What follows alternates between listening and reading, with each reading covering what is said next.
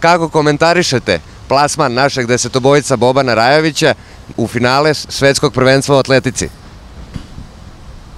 Pa ja mislim sve najbolje o njemu i ja mislim da će on postići ono pravo kako treba da bude.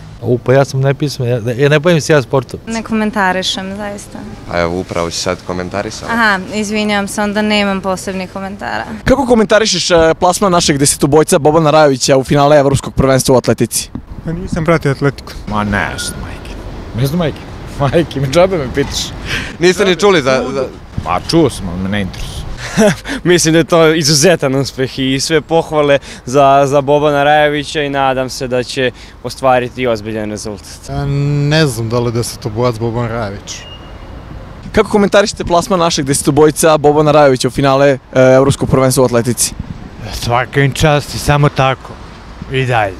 U čemu, u kojem sportu? Desetobojac, to vam je atletika u pitanju. Atletika, ne znam, majke moje. Naš desetobojac Boban Rajović. Kako da ne. Pa ja sam se nekad bavio sportom, znam šta je. Svaka mu čast, obožavam ga. Mr. Proper je uvek na vrhuncu. Ne znam, brate, nisam to gledao. Kako komentarišeš to što komentarišeš?